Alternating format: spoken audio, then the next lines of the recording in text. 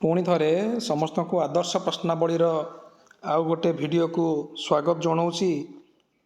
आज आम किसी प्रश्न उत्तर करवा।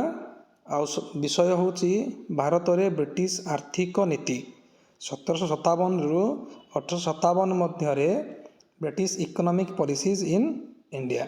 प्रथम प्रश्न हूँ केउं यूरोपीय देश भारतीय वस्त्र आमदानी निषेध किंबा अधिक टिकस लगाई नथिला। ऑप्शन हूँ इंग्लैंड, फ्रांस, हॉलैंड ना स्पेन।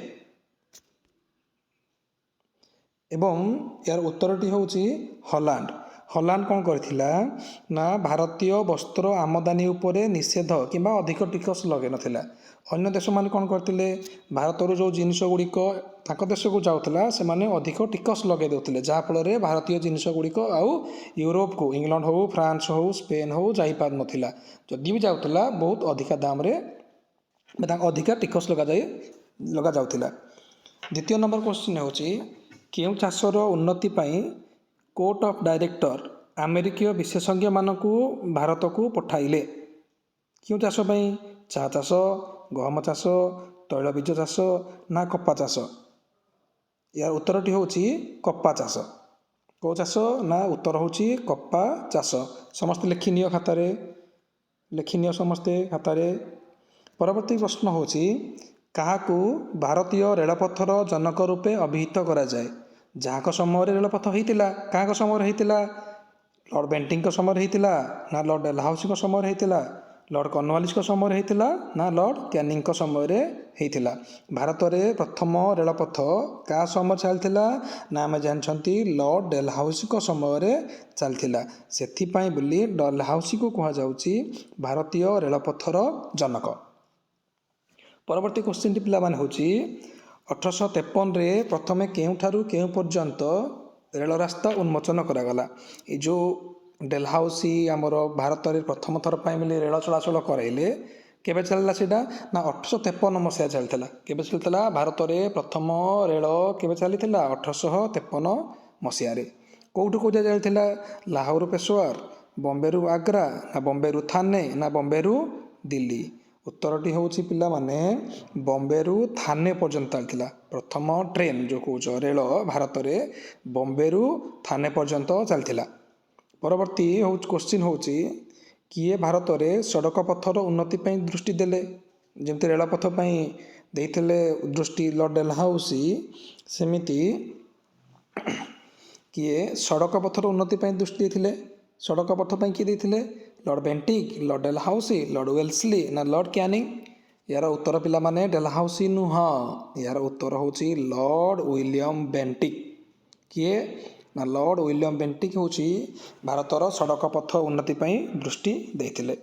परवर्ती क्वेश्चन टी हूँ केबे कलिकता ठारू आग्रा पर्यंत टेलीग्राफ लाइन उन्मोचित होता। जमीती आम देखिले प्रथम रेल चलता कौटू बॉम्बे रु थाने पर्यंत चलता, सेमिति टेलीग्राफ लाइन केबे आमर उन्मोचित होता। कलिकता ठारू आग्रा पर्यंत होता केबे 1834, 1836 ना 1850 ना 1853। पिला माने जो वर्ष ट्रेन से वर्ष मध्य टेलीग्राफ लाइन उन्मोचित होता बा आरंभ होता भारत में 1853 मसीह ट्रेन, 1853 मसीह टेलीग्राफ। डाक सेवा आम भारत में जो डाक सेवा अच्छे पोस्ट ऑफिस जो कथा कहते आम पोस्ट ऑफिस चिठी पत्र दिया निया हुए से पोस्ट आईन किए प्रचलन करते भारत में केबे हितला पोस्ट आईन।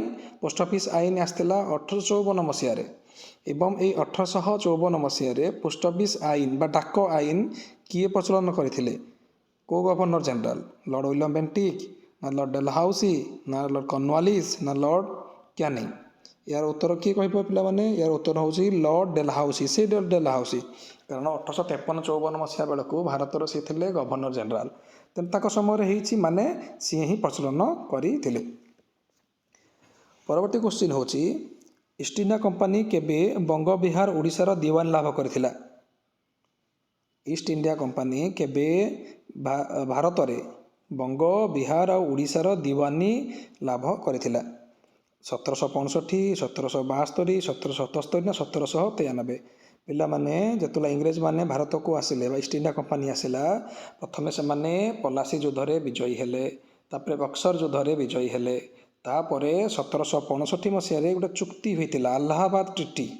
ଯେଉଁ ଚୁକ୍ତି ଅନୁସାରେ ସେମାନେ ମୋଗଲ ସମ୍ରାଟ ସେମାନେ କ'ଣ ପାଇଥିଲେ ନା ଆମର ବେଙ୍ଗଲର ନବାବଙ୍କ ଠାରୁ ପାଇଥିଲେ, ବଙ୍ଗ, ବିହାର, ଓଡ଼ିଶାର ଦିୱାନୀଟାକୁ ପାଇଥିଲେ। ହେଲା, ପରବର୍ତ୍ତୀ କ୍ୱେଶ୍ଚିନ୍ ଦେଖିବା ଆମେ। କେବେ ଚିରସ୍ଥାୟୀ ବନ୍ଦୋବସ୍ତ ପ୍ରଚଳିତ ହୋଇଥିଲା? ଭାରତରେ ଯେଉଁ ଚିରସ୍ଥାୟୀ ବନ୍ଦୋବସ୍ତ କଥା କୁହାଯାଉଛି, ହେଲା, ଚିରସ୍ଥାୟୀ ବନ୍ଦୋବସ୍ତ କେବେ ପ୍ରଚଳନ ହୋଇଥିଲା? ପରମାନେଣ୍ଟ ଲ୍ୟାଣ୍ଡ ରେଭେନ୍ୟୁ ସେଟଲମେଣ୍ଟ, ଯାହାକୁ ତୁମମାନେ ମଧ୍ୟ କୁହ ଜମିଦାରୀ ବନ୍ଦୋବସ୍ତ। 1772 ନା 77 ନା 93 ନା 1813? ପିଲାମାନେ ଏହାର ଉତ୍ତର ହେଉଛି 1793ରେ ହେଇଥିଲା ଚିରସ୍ଥାୟୀ ବନ୍ଦୋବସ୍ତ ବା ଜମିଦାରୀ ବନ୍ଦୋବସ୍ତ। କେଉଁ ବନ୍ଦୋବସ୍ତ ଅନୁଯାୟୀ ରୟତମାନଙ୍କ ଠାରୁ ପ୍ରତ୍ୟକ୍ଷ ଭାବେ ରାଜସ୍ୱ ଆଦାୟ କରାଗଲା? ଚିରସ୍ଥାୟୀ ବନ୍ଦୋବସ୍ତରେ ଜମିଦାରମାନଙ୍କ ଠାରୁ କର ଆଦାୟ ହେଉଥିଲା। ସେମିତି ଏଇ ଯେଉଁ ରୟତମାନଙ୍କ ଠାରୁ କେଉଁ ବନ୍ଦୋବସ୍ତ ଅନୁଯାୟୀ କର ଆଦାୟ କରାଯାଉଥିଲା? 5 ବର୍ଷିଆ ବନ୍ଦୋବସ୍ତ ନା ରୟତୱାରୀ ବନ୍ଦୋବସ୍ତ ନା ବର୍ଷିକିଆ ବନ୍ଦୋବସ୍ତରେ ନା ମହଲୱାରୀ ବନ୍ଦୋବସ୍ତରେ? ପିଲାମାନେ ଏହାର ଉତ୍ତର ହେଉଛି ରୟତୱାରୀ ବନ୍ଦୋବସ୍ତ। ରୟତ କଥା ଉଠିଲା ନା, କିଏ କର ଦେବ? ରୟତମାନେ କର ଦେବେ, ରୟତୱାରୀ ବନ୍ଦୋବସ୍ତ। ଯଦି ଜମିଦାରମାନେ କରିଦେବେ, ଜମିଦାରୀ ବନ୍ଦୋବସ୍ତ। ଯଦି ମହଲ ବା ଗ୍ରାମ କର ଦେବ, ତାହେଲେ ତାକୁ ମହଲୱାରୀ ବନ୍ଦୋବସ୍ତ କୁହାଯିବ। ହେଲା, ଆମର ଯେଉଁ ମହଲୱାରୀ ବ୍ୟବସ୍ଥା ଥିଲା, ଏଇ ବ୍ୟବସ୍ଥାଟି କାହାର ଧାରଣା ଉପରେ ପର୍ଯ୍ୟବେସିତ ଥିଲା? ମହଲୱାରୀ ବନ୍ଦୋବସ୍ତର ଜନକ କିଏ? ନା ହଲ୍ଟ ମ୍ୟାକେଞ୍ଜି। କି ପିଲାମାନେ ଏହାର ଉତ୍ତର କ'ଣ ହେବ? ନା ଏହାର ଉତ୍ତର ହେବ ହଲ୍ଟ ମ୍ୟାକେଞ୍ଜି। ବୁଝିହେଲା? ପରବର୍ତ୍ତୀ ପ୍ରଶ୍ନ ପିଲାମାନେ, ପରବର୍ତ୍ତୀ ପ୍ରଶ୍ନଟି ହେଉଛି କେବେ ଇଷ୍ଟ ଇଣ୍ଡିଆ କମ୍ପାନୀ ବଙ୍ଗଳାର ଦିୱାନୀ ଲାଭ କରିଥିଲା? ବେଙ୍ଗଲର ଦିୱାନୀ ଲାଭ କେବେ କରିଥିଲା? ଗୋଟିଏ ବାକ୍ୟରେ ବା ଗୋଟିଏ ଶବ୍ଦରେ ଉତ୍ତର ଲେଖିବ। ପ୍ରତ୍ୟେକ ମୂଲ୍ୟ ହେଉଛି 1 ମାର୍କ, ତୁମେ ଜାଣିଛ। ତୁମେ ସେଠି କ'ଣ ଲେଖିବ? ଗୋଟିଏ ଶବ୍ଦରେ ଉତ୍ତର ଲେଖିବ। କେବେ ଇଷ୍ଟ ଇଣ୍ଡିଆ କମ୍ପାନୀ ବଙ୍ଗଳାର ଦିୱାନୀ ଲାଭ କରିଥିଲା? ମୁଁ ଟିକେ ପୂର୍ବରୁ କହିଲି ବେଙ୍ଗଲ, ବିହାର, ଓଡ଼ିଶା ପାଇଥିଲା। ନା ଉତ୍ତର ହେଉଛି 1765, 1765ରେ ଇଷ୍ଟ ଇଣ୍ଡିଆ କମ୍ପାନୀ ବଙ୍ଗଳାର ଦିୱାନୀ ଲାଭ କରିଥିଲା। 1760 ଖ୍ରୀଷ୍ଟାବ୍ଦ ବେଳକୁ ଜଣେ ଇଂରେଜ ମହିଳା ଭାରତକୁ ଆମଦାନୀ ଏପରିକି ଖଣ୍ଡେ ରୁମାଲ ଧରିଲେ ତାକୁ କେତେ ପାଉଣ୍ଡ ଜରିମାନା ଦେବାକୁ ପଡ଼ୁଥିଲା? କେତେ ଟଙ୍କା? ନା 200 ପାଉଣ୍ଡ ଜରିମାନା ଦେବାକୁ ପଡ଼ୁଥିଲା। ଦ ଇକୋନୋମିକ୍ ହିଷ୍ଟ୍ରି ଅଫ୍ ଇଣ୍ଡିଆର ଲେଖକ କିଏ? ଇକୋନୋମିକ୍ ହିଷ୍ଟ୍ରି ଅଫ୍ ଇଣ୍ଡିଆ କିଏ ଲେଖିଛି? ଆମେ ଜାଣିଛନ୍ତି ଇକୋନୋମିକ୍ ହିଷ୍ଟ୍ରି ଅଫ୍ ଇଣ୍ଡିଆର ଲେଖକ ହେଉଛନ୍ତି R.C. ଦତ୍ତ। କି ପିଲାମାନେ ଆର କିଏ ଅଛନ୍ତି ଲେଖକ? ଲେଖକ ହେଉଛନ୍ତି R.C. ଦତ୍ତ। ହେଲା, ପରବର୍ତ୍ତୀ ହେଉଛି ୟୁରୋପରେ ଶିଳ୍ପ ବିପ୍ଳବ ଆସିବାରୁ ଭାରତର କୁଟୀର ଶିଳ୍ପ ମଧ୍ୟରୁ କେଉଁ ଶିଳ୍ପ ଅଧିକ କ୍ଷତିଗ୍ରସ୍ତ ହୋଇଥିଲା? ଯେତେବେଳେ ଭାରତକୁ ଶିଳ୍ପ ବିପ୍ଳବ ଆସିଲା, ଭାରତର ଥିବା ଶିଳ୍ପ ଗୁଡ଼ିକ, କୁଟୀର ଶିଳ୍ପ ଗୁଡ଼ିକ କ'ଣ ହେଲା? ଧ୍ୱଂସ ହୋଇଗଲା। କେଉଁ ଶିଳ୍ପଟା ଅଧିକ କ୍ଷତିଗ୍ରସ୍ତ ହୋଇଥିଲା ଭାରତରେ? ନା ଆମର ହେଉଛି ବୟନ ଶିଳ୍ପ। କେଉଁ ଶିଳ୍ପ? ବୟନ ଶିଳ୍ପ ହିଁ ଅଧିକ କ୍ଷତିଗ୍ରସ୍ତ ହୋଇଥିଲା। ପ୍ରଥମେ କିଏ ଭାରତରେ ରେଳପଥ ନିର୍ମାଣ ପାଇଁ ବ୍ରିଟିଶ କର୍ତ୍ତୃପକ୍ଷଙ୍କ ଦୃଷ୍ଟି ଆକର୍ଷଣ କଲେ? ଭାରତରେ ରେଳପଥ ନିର୍ମାଣ ପାଇଁ ବ୍ରିଟିଶ କର୍ତ୍ତୃପକ୍ଷଙ୍କ ଦୃଷ୍ଟି ଆକର୍ଷଣ କରିଥିବା ଲୋକ ନାଁ ହେଉଛି ଷ୍ଟିଫେନସନ୍। ପିଲାମାନେ କିଏ? ନା ଷ୍ଟିଫେନସନ୍।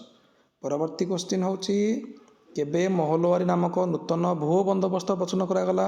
ମହଲୱାରୀ ହେଇଥିଲା 1822 ଖ୍ରୀଷ୍ଟାବ୍ଦରେ। କେବେ ହେଇଥିଲା ପିଲାମାନେ? 1822 ଖ୍ରୀଷ୍ଟାବ୍ଦରେ ହୋଇଥିଲା।